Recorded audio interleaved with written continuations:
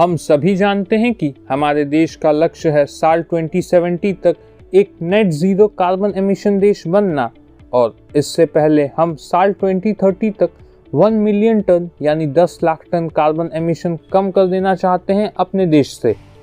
और इसे करने के लिए हमने पंचमित्रा पॉलिसी अपनाया है, जिसके अंतर्गत हम अपने उन इंडस्ट्रीज पर तो ध्यान देंगे जो इकोनॉमिक ग्रोथ के लिए बहुत ज़्यादा ज़रूरी हैं, लेकिन इसी के साथ कार्बन एमिशन को कम करने पर भी ध्यान दिया जाएगा।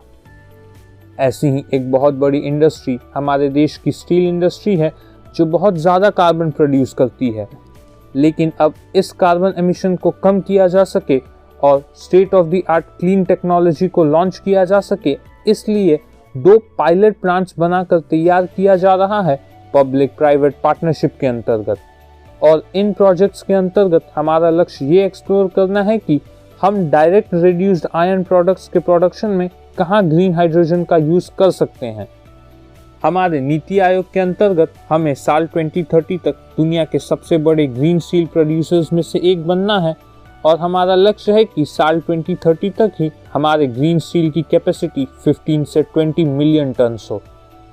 आपको बता दें कि आज भारत दुनिया का सबसे बड़ा क्रूड स्टील प्रोड्यूसर है। आज हमारी कैपेसिटी 120 मिलियन टन्स की है, जो कि हमारा लक्ष्य है इसे साल 2030 तक 300 मिलियन टन्स करना, और साल 2047 तक यानी जब हम अपने आज़ादी के 100 साल पूरे करेंगे तब तक 500 मिलियन टन्स। अगर हमें भविष्य में अपने कार्बन गोल्स को पूरा करना है तो बहुत ज़्यादा ज़रूरी है कि हम अपने स्टील इंडस्ट्री को ग्रीन करने पर ध्यान दें, क्योंकि रिपोर्ट्स के मुताबिक हम अपने देश में स्टील प्रोडक्शन के लिए 85% कोल इंपोर्ट करते हैं, और यही कोल हमारे देश में 9% ग्रीन हाउस गैसेस के कारण है।